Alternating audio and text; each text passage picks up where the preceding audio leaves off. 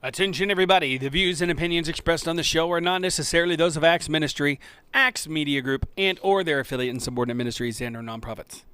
So without any further ado, here's the man with the plan to put gold in your hand, Tony Hammock. Take it away, Tony. Thank you, Matt. That was a great introduction. I don't know if I'm worthy, but we'll sure give it a try here. It's a great day out there in southwest Missouri.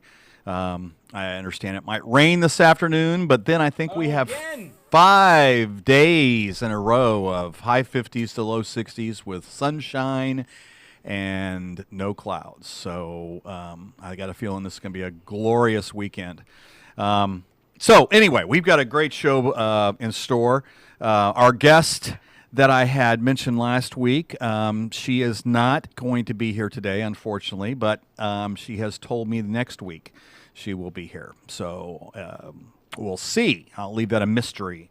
But do tune in, because if she makes it, it will be well worth it. Not only for entertainment value, information value, and your pocketbook value.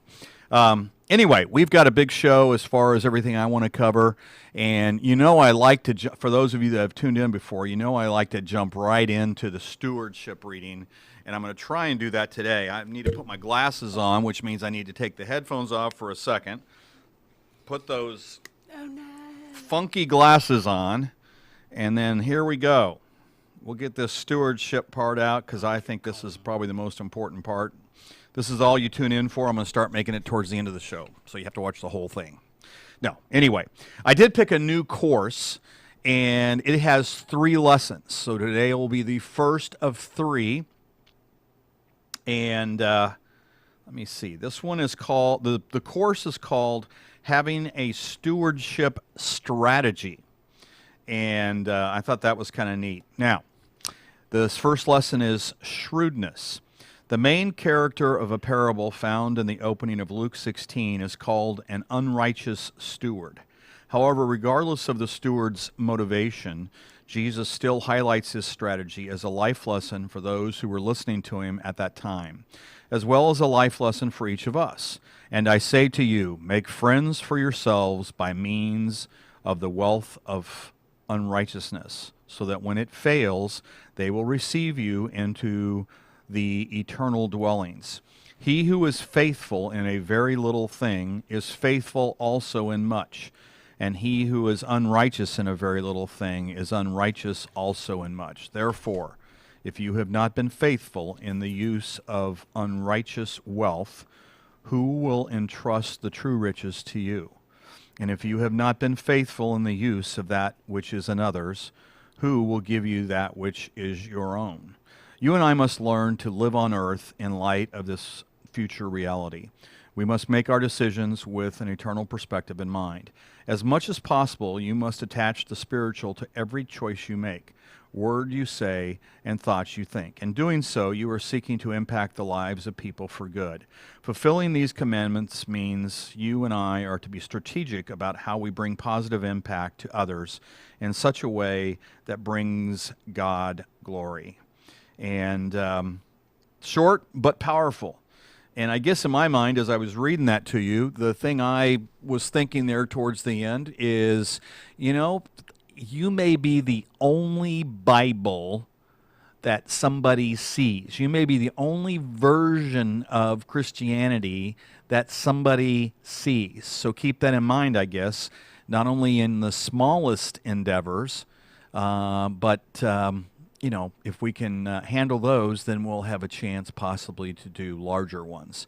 Now, if I just totally misread that, please, you know, call in, let me know, text me. You know, my number is 417-755-0700.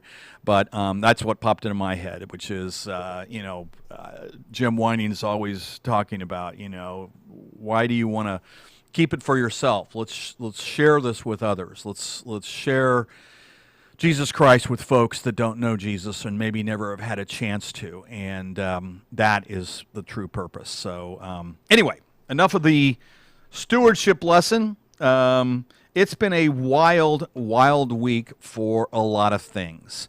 You know, think about it. A week from today, The election would have been yesterday, so I guess in 6 days we will have the election, and a week from today we will know the results, hopefully, with all those mail-in ballots and all that kind of stuff.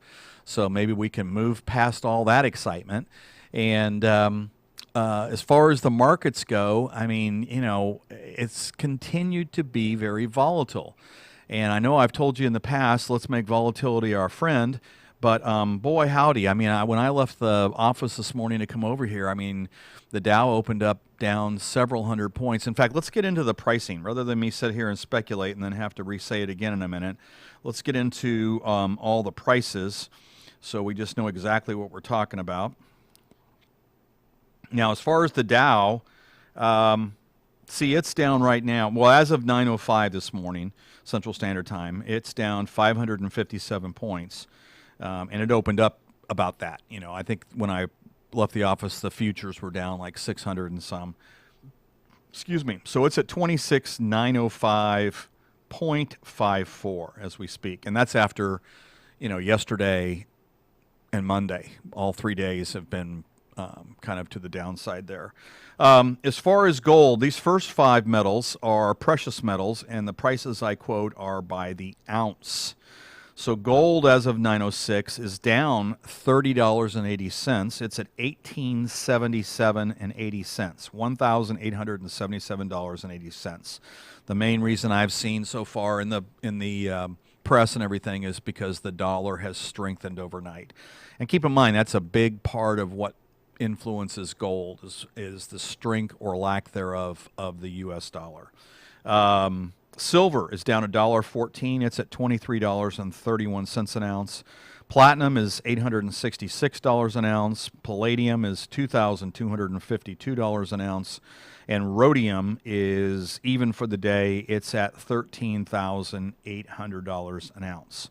And those are your precious metals. Now, as far as your base metals, the prices I will quote will be by the pound. And copper is $3.05 a pound. It's down 3 cents, it looks like.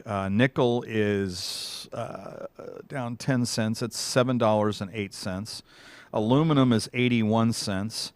Zinc is $1.14 a pound. Lead is 80 cents. And uranium is $29.50 a pound.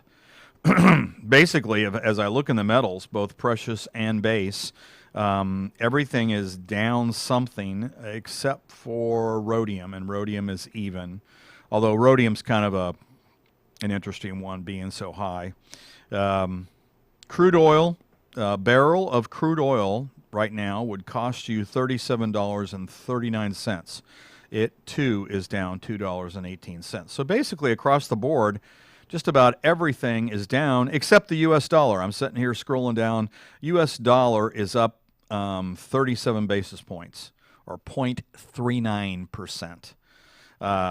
So it's not up much, but it's up, which is an indicator that a lot of these different items look to and or play off of is what's going on with the dollar. As far as cryptos, this has been an interesting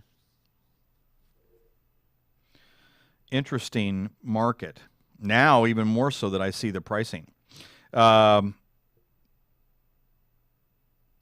Bitcoin right now is $13,012. In fact, you know what? Let me switch programs here because I want to get to my crypto program because it'll be able to give me the returns by day, by week, by month, and we can kind of get into that. But interestingly enough, Bitcoin is down 1.78%.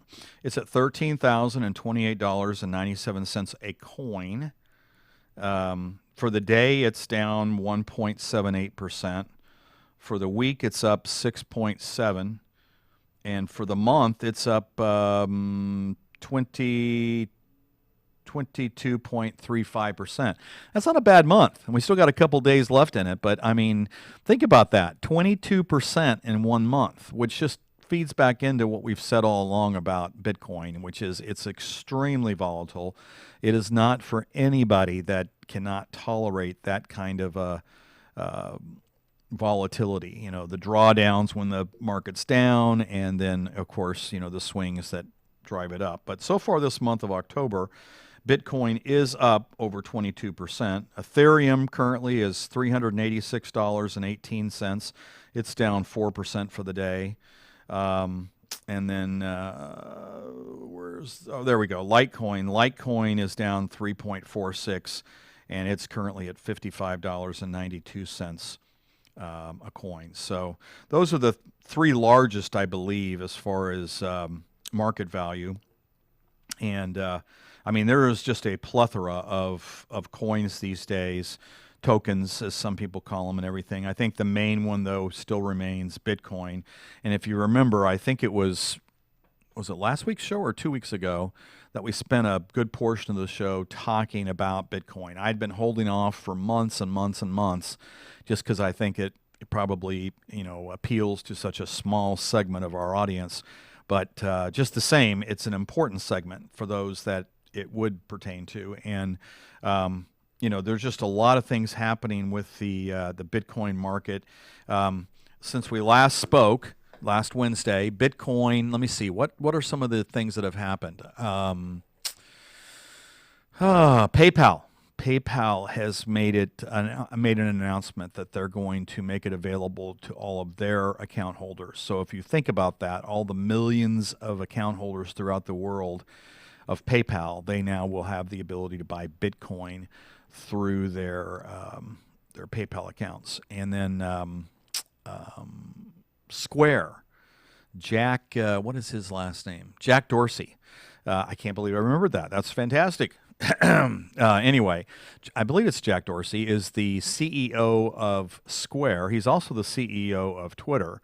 But anyway, Square, since the last time we spoke, put $50 million of their cash as a corporation into Bitcoin.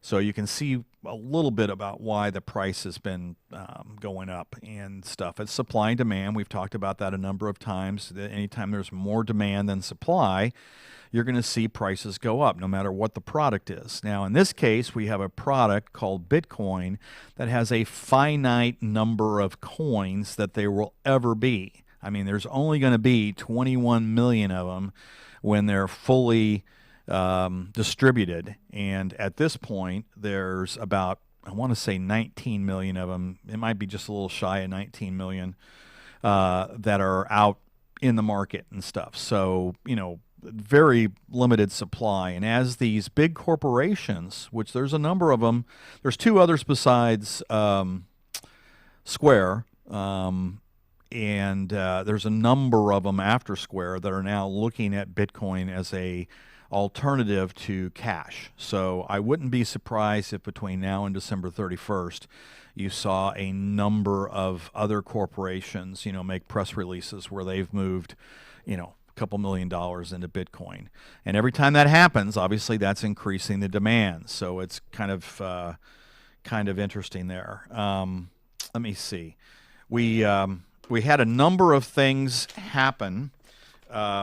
One, I got some new research on cryptos, and I guess this morning's show, just to kind of give you a full disclosure, transparency and stuff, I'm going to spend just a little bit of time on cryptos, and then we'll get back into the gold and the silver and some other things that are going on, some interest rates around Missouri as far as some other vehicles that we can talk about, you know, investment-wise and stuff. But this new research company that I've tapped into has a report here. It's a small report, so I'm just going to read it to you because what it does is it talks about another crypto that is not Bitcoin. And actually, the title of the report is called Super Crypto Number One, the missing link that could transform the financial world. And keep in mind, anytime you know, I bring anything like this to the show,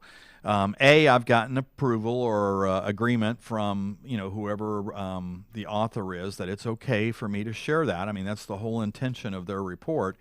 but also that it's to be taken with a grain of salt. I mean, it's not for everybody. You know, I can't make that disclaimer probably too much. And anything that talks about performance is, you know, the key there is past performance is not indicative of future performance. But with all those disclaimers out of the way, the world of cryptocurrencies moves swiftly, not only in terms of market prices, but also with the rapid evolution of its technology. Cryptocurrencies that may have been leading the pack just a few months ago are surpassed by new projects with even stronger technology and even greater profit potential. That's definitely the story of EOS and Chainlink.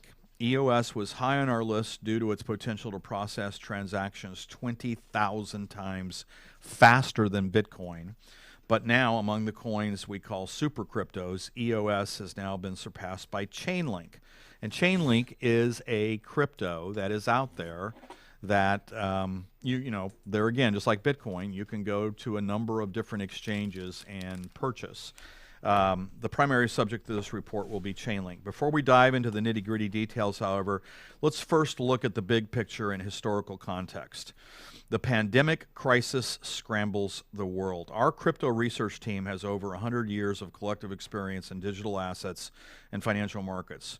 We've personally witnessed decades of history on nearly every continent, and we've seen some truly crazy times: booms and busts, hyperinflation and deflation, military coups, civil wars, social revolutions, plus sweeping technological revolutions.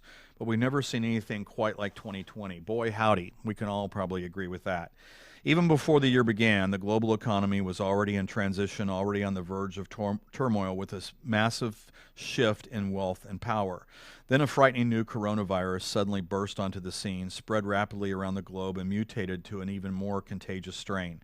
Our cities became ghost towns, global markets plunged, our leaders lurched from reaction into action, while at the same time, the Fed unleashed the greatest tsunami of money printing in the history of civilization.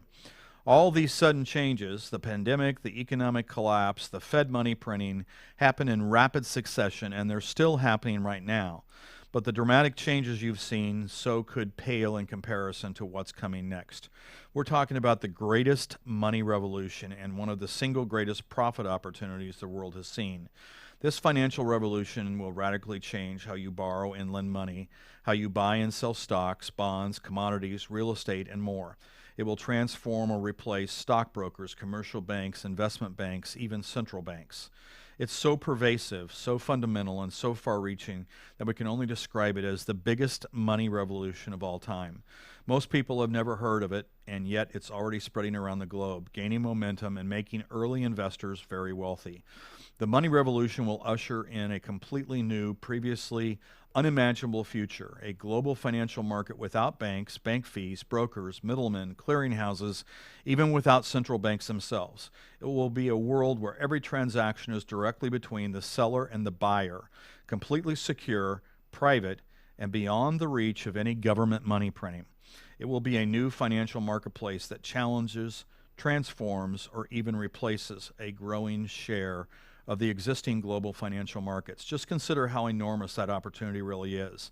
The traditional financial markets are worth more than $200 trillion today, and now this financial revolution is about to challenge a growing share of those $200 trillion. In fact, it's already experiencing explosive growth. In the next couple years, if it replaces just 1% share of the global financial markets, it will have grown 200-fold. If it achieves a 10% share, it will have grown 2,000 times, and it's already on its way. One reason it's growing so fast is because a select group of savvy investors around the world see how central banks are printing money by the trillions. They see how government is threatening to destroy the monetary system, and they see how that entirely new world of finance is the only viable solution. So they're rushing to buy the key assets that make this revolution possible. They see how in this new world you can borrow and lend money, buy and sell stocks, and even buy and sell real estate, art, or collectibles without a bank, without a broker, without an agent or a middleman of any kind, all peer-to-peer, directly between lender and borrower or between buyer and seller. That means No usual middleman fees. Since you cut out the middleman, you cut out the large fees and markups that middlemen typically charge. Think about the 5% you typically have to pay in real estate agents. I thought it was 6%, but on a $200,000 sale, you'd normally owe them 10 grand. But if you sell your house using this new financial system, that fee goes down to practically zero, and that 10,000 stays in your pocket. No way governments can confiscate your assets. You retain full control over your assets, and you can take physical possession of your assets almost instantly at any time. No fear of bank failures like we saw in the great debt crisis, because there are no banks, and most important, no money printing by governments that can debase the currency that your assets are denominated in. Thus, precisely when central banks are going wild, printing trillions of dollars, precisely when some of the greatest threats ever to the global economy are swirling all around us, along comes this very viable alternative that can revolutionize and stabilize financial markets. In fact, this could be one of the only ways to pull the world back from the brink of chaos. And we repeat, it's enormous. We're not talking about one Apple Incorporated or Amazon.com. We're not talking about just one sector of one economy. We're talking about a new global financial structure that's starting to challenge the entire $200 trillion global financial marketplace. You can profit immensely from its rapid growth starting right now, even as the traditional economy continues grasping for air. So, what is this money revolution, and how do you make money from it? It's explosive growth. It's called decentralized finance, or DeFi, D-E-F-I.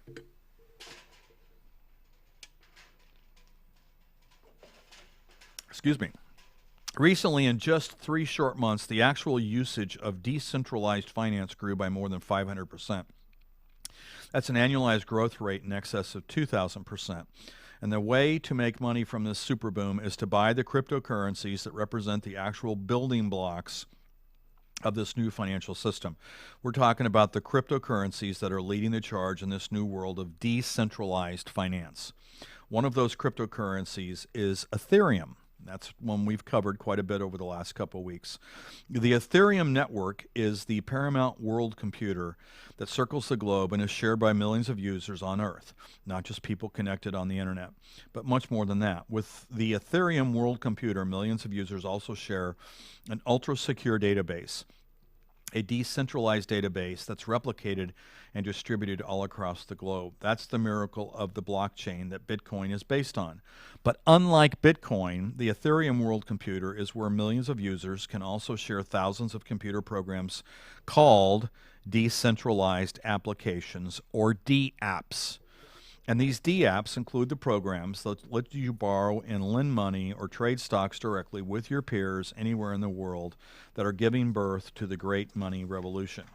We're almost done here. I mean, there's only another 2 pages, really. But I found this fascinating when I came across it this week. Except for one missing link. The world computer does not have eyes and ears to know what's happening in the financial markets.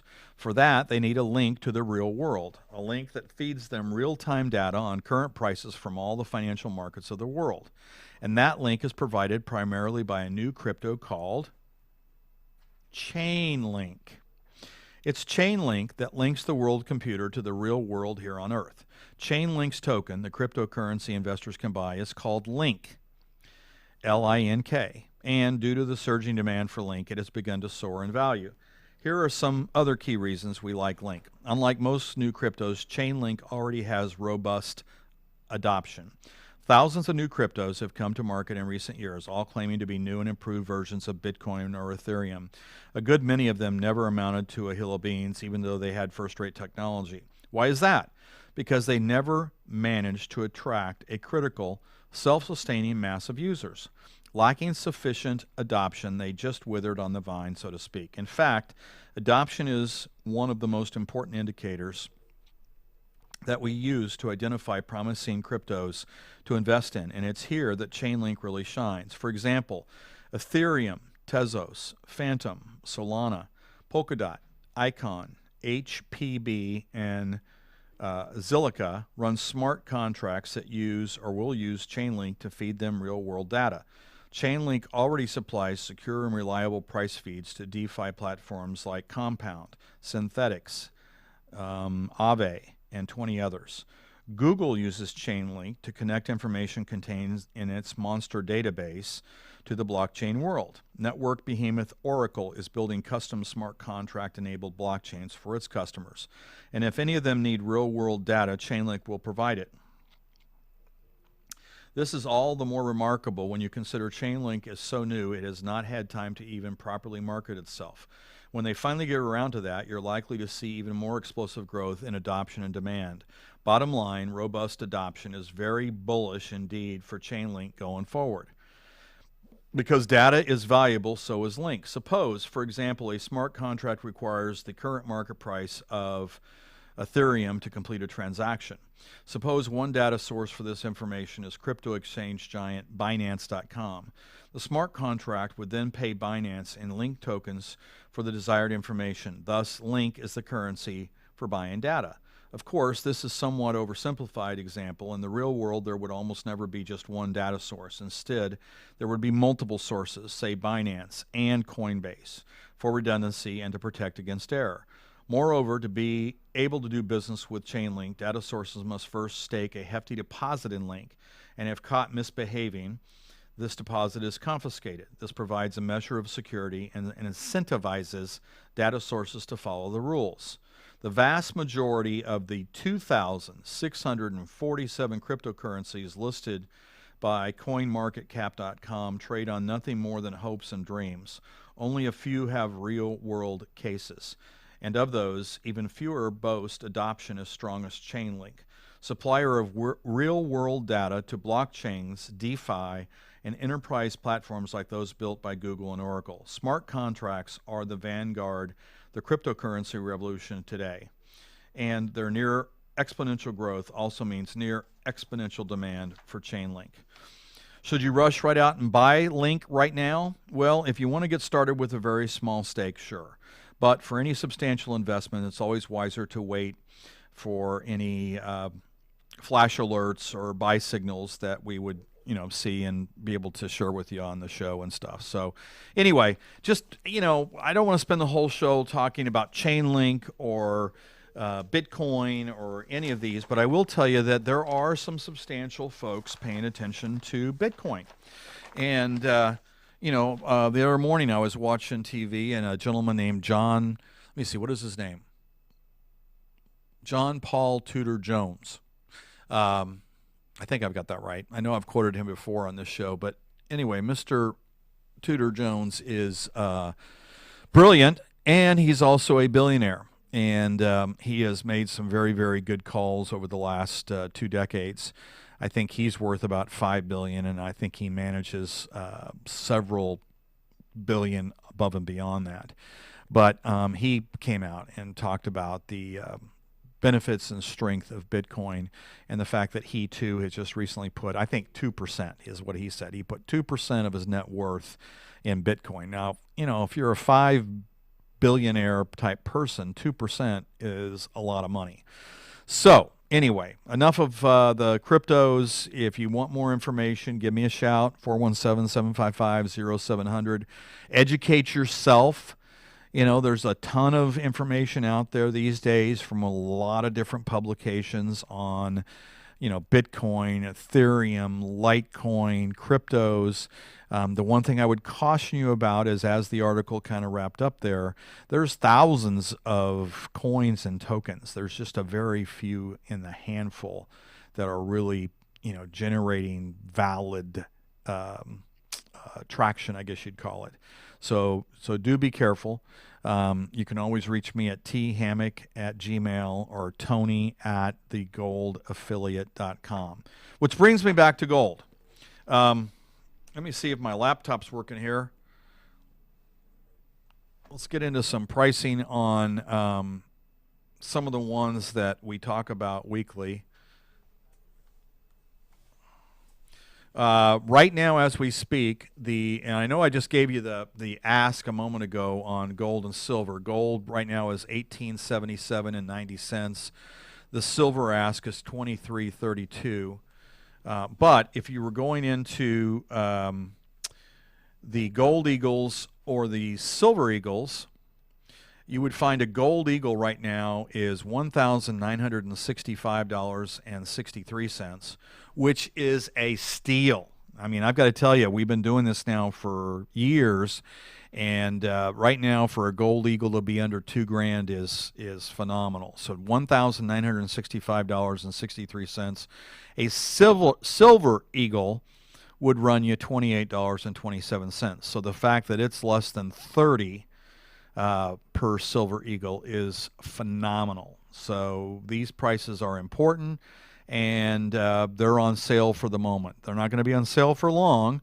So, if you have been thinking about it, you might want to use this as an opportunity to add to your war chest of investments and coins, which leads me to something really, really, really, really, really neat that happened this weekend. My wife had kept seeing a sign around one of the intersections that we go through quite a bit. I think it was Sunset and Kansas Expressway or something like that. And she kept seeing this thing about a coin show down at the Expo Center, at the Ozark Empire Fairgrounds on the north side of town. And, I was always driving too fast. I don't know. For whatever reason, we never, got a full view of the sign, but she just had seen something. So I guess it was Sunday morning I got up and I went to look at the Expo Center's calendar, and sure enough, there had been a coin show there all day Saturday, and it was going to be there all day Sunday. So once we got up and got around and did all the stuff we need to do on Sunday mornings and stuff, we went out there, and it wasn't a huge show, in comparison to some of the things that happen out there where they use the entire Expo Center, but it was off in one wing of the Expo Center, and I'd say there was probably 80 exhibitors there, and they were from all over the place. I talked to people from Illinois, Oklahoma, Wisconsin, let me see, obviously a bunch from Missouri, and some of them were local. I believe the outfit that put this on was the Ozarks Coin Club, and the president was the lady who was signing everybody in. She was very, very nice. I want to say her name was Nancy, but I could be wrong. And you can find the Ozarks Coin Club at www.ozarkscoinclub.com. And I want to tell you, I learned a bunch. That's one of the things I like, is learning new stuff. And hopefully I never stop that, because that's kind of, exciting, I think, is always to be looking to learn something new. But here's one of the things. I was talking to one of the vendors there, and I was telling him how back on July 31st, we were coming back from the lake, and for some reason I just had this inspiration. I needed to buy some more silver. And so when I'd gone into the store, I was going to the store at 7K Metals, and the Silver Eagles were gone. And so I ended up buying 4 Canadian maple leafs. And what was interesting was I didn't have to pay as much for them. And so, we had stopped for lunch on the way home. I made the transaction while we were at lunch, and then got home, and then there was the email confirmation and all that kind of stuff. And then, 4 or 5 days later, I got the package in the mail and I got 4 of them. And I think I paid, I want to say back on July 31st, I may have paid $28, sticks in my mind. I should have brought the receipt with me, but, per coin. And I just got curious, like, okay, so what is the price other people are charging? And I went out and I plugged in a couple of the, usual suspects, let's call them, other companies that sell gold and silver and numismatics, these coins. And one place had them for 31. The same day I got them at 28. One place had them at 31. One place had them at 38 per coin. So now think about that. The day I'm paying 28 for an ounce of silver, someplace else was charging $10 more. I mean, that's a pretty hefty premium. But this gentleman I was talking to at the coin show on Sunday, we were talking about it. And he goes, "Oh, and that's a better coin." And I was like, the Canadian maple leaf is a better coin than the American Silver Eagle? And he goes, "Oh, yeah." It's a 4.9er. I was like, 4.9er? What do you mean? He goes, it's 0.9999 percent purity as far as the silver that's in it. He goes, the American Silver Eagle is 3 nines, 0.99. Which, I mean, let's face it, 0.99 is pretty darn good. But 0.9999 is better and for less money.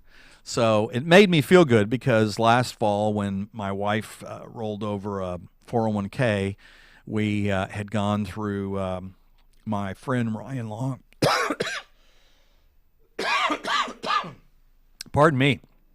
My friend Ryan Long over at National Gold Consultants, and sitting in her IRA are, I don't know, I want to say 12, maybe 1,300 Canadian Maple Leafs. So, Ryan obviously knew what he was doing, and which leads me to the next part of this story. So this gentleman was kind of fun to talk to. He was full of information and stuff, and it segued into gold. And he said, well, that's why I like the Buffalo gold coins. And, when I look in the store, there's the gold eagles, which is an ounce of gold, and the U.S. gold eagles are 0.999 purity as far as gold goes. But the Buffalo gold coins, which are also minted by the U.S. Mint, are 0.9999. They're 4 nines. And he goes, anytime I come across a Buffalo gold coin, he goes, I keep it, for my own collection. He goes, I'm not necessarily keeping the gold eagles. So, that's neat that he has that, I guess, ability and stuff like that. But it just got me thinking, as far as like, okay, so, there is some difference out there. And part of it is just, what do you know and who do you know and all that kind of stuff. So, excuse me, not that I'm going to go sell any of my gold eagles or silver eagles and stuff, but I think going forward, I'm going to try and focus a little bit more on the 4 nines, just for quality's sake and stuff. And so that means I'll be looking at Buffalo gold coins and Canadian Maple Leafs and anything else. I'm going to obviously be doing some research and finding out other 4.9 coins out there. But that's one of the things I learned. And then the other thing I did was I picked up a copy of, I know you're going to laugh. I know. You can laugh at my expense. The official Red Book. The official Red Book, a guidebook of United States coins by R.S. Yeoman.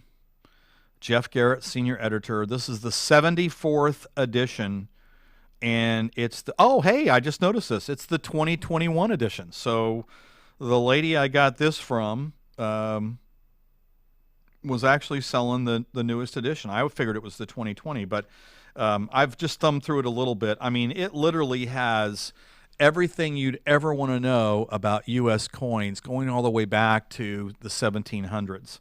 And I mean, there is just an amazing amount of information in here, not only about all of these different coins, but as far as the history.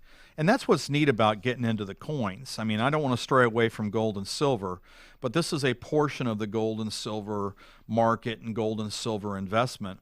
And remember, from one of the things we've shown you before, from one of the 7K presentations, the average return on numismatic coins over the last 40 years, I want to say, was 8.8%.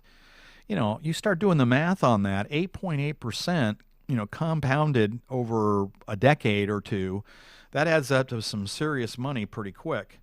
But anyway, this book covers just about everything you could possibly ever want to know about coins, and then some. And I think I got it for like $17, which is a great investment in my opinion. The other things I picked up, now these were free as we were leaving. I picked up a copy of the Coin and Currency Market Review, which I have yet to go through, but I plan on spending some time going through that. Numismatic News, And this one I did kind of thumb through yesterday a little bit, and it's got a bunch of information. It looks like this comes out possibly monthly, maybe weekly. And then last but not least is the Numismatist. Try saying that 5 times. The Numismatist. And this looks like a monthly publication. This is September's. And I mean, gosh, here's the medals of John Wesley, beloved Methodist movement founder, becoming a writer, advice from a numismatic author. I mean, just all kinds of information. And what, like I said before, not to be redundant, what's neat about the coins is that, you know, you get into them and then there's some history attached to all of them. Like, you know, we had our 2 younger sons with us as we were going through this, and they had a little contest where they had 10 questions, and 10 of the booths, you know, had a number at them. So you could go up to that booth and say, okay, you know, who designed this coin? And there'd be 4 choices. And if they could get it right, they'd get a token. And then at the end, they could cash them in. And I think Luke ended up cashing his in on 4 new coins for his collection and stuff. But it was just a lot of information and a lot of good stuff as far as the history. I know there was something he discovered about the Mercury dime and its origin, and you know the person who created the front and the back and the history behind it and so forth. So just amazing stuff. And I'd urge you to go to the Ozark Coin Club website and see when their next show is if you're interested in this kind of stuff. There were a number of people there, so it was popular. But anyway, enough about that. The other thing I wanted to talk about is over the last couple months, you know, there's been little bits and pieces of information about annuities and life insurance and, you know, some of the insurance products that I deal with. And I will tell you this, that with COVID-19, there has been a number of changes just since the first of the year. This industry is changing so rapidly, not only on its own, but because of COVID-19 that, you know, I would urge you to consider that a sense of urgency. I mean, if you don't have a life insurance policy, call me. I've got a bunch of ways where you can get one. I've got one website you can go and you can basically do it all on your own. And some of it's even non-medical type issues and so forth. I've got others that, you know, will deal with heart issues, you know, like if you've got diabetes or you've had cancer in the past or, you know, just a smoker, you know, whatever it may be and stuff. So, you know, keep us in mind for that. Once again, you know, you can reach me at tony@thegoldaffiliate.com or 417-755-0700. One of the things I wanted to do, though, in the remaining time we've got is just cover one of the things that I have as far as research. And I have a company that I work with out of Massachusetts where I can find every annuity out there. And for example, I'll give you a little case example here. One of my agents I've worked with for 30 years out of Nebraska, he called me up the other day and, you know, he was kind of chuckling. He's like, "You're not going to believe it, but I have a 100-year-old client that needs an annuity."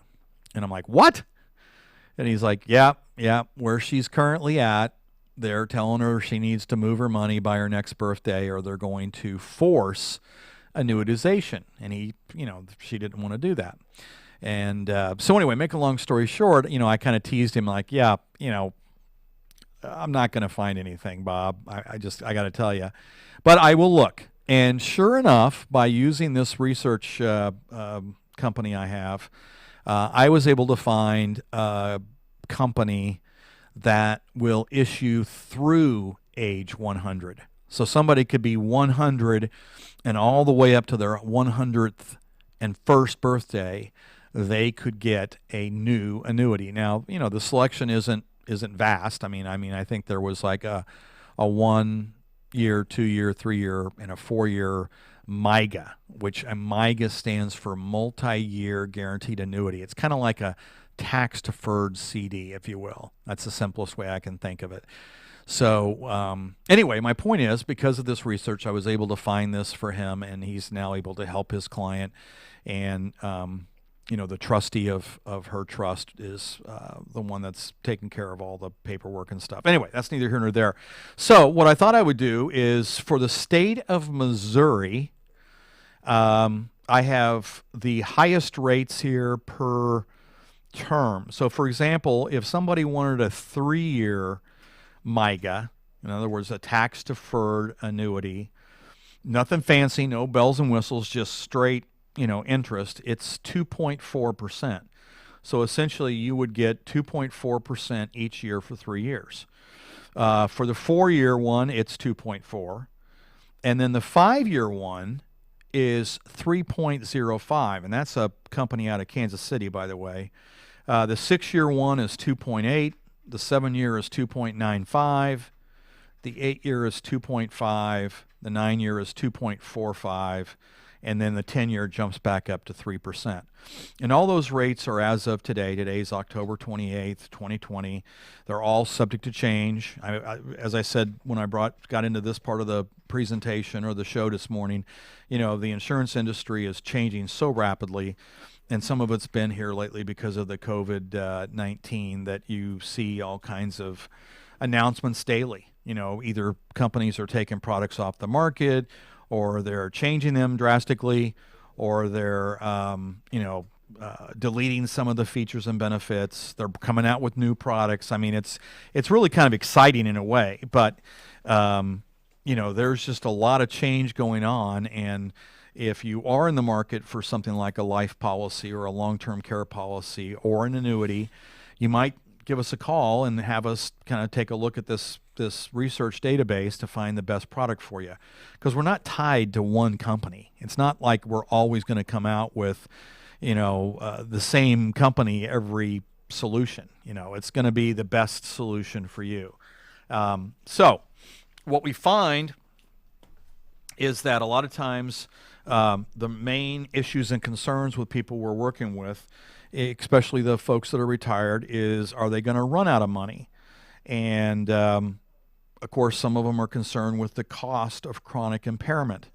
And, we've said before, 73% of us are going to have some kind of need for long-term care. Inflation, it's out there, and it's going to get higher with the way they're printing money at the Federal Reserve. Loss of spousal income. Think about it. For those couples that have two sources of income, if one of them passes, that's probably going to change the remaining source of income for the survivor. And then last but not least, the family's long-term welfare. And so any of those concerns, if they're yours, we have strategies, I'll call them, on how we can address those and make you more comfortable. There's just a lot of different things we can provide information-wise, education-wise, product recommendation-wise, and so forth, underwriting, you name it, that can help in these areas or concerns. And if you've got an old policy, albeit life or annuity, I would urge you to get a review. Not that I would ever replace a life insurance policy just because whenever you got it at that age, and that was less expensive than today. But, still the point is, get it reviewed, because there's been so many changes that it might be to your best interest to make a change. And with that, I can see Matt is rubbing his beard and stretching. He probably needs to go home and get some sleep, knowing Matt on Wednesday mornings and stuff. He told me he wasn't rushing earlier on, so I guess we're happy with that. And I hope that you found this show informative. I think that's all we've got for this week. But next week, I'll hopefully have my guest, and she and I can bring some new information to the table. And think of it this way. By the time we have our next show, the election will be over. Unless there's some hanging chads or some crazy thing that comes up between now and then. Anyway, we're out of here. Have a great week. Be safe. Wear your mask. Use good, prudent judgment in the things that you do, and definitely be careful next Tuesday, November 3rd, as you go to the polls. Thank you so much for watching. We'll see you next week.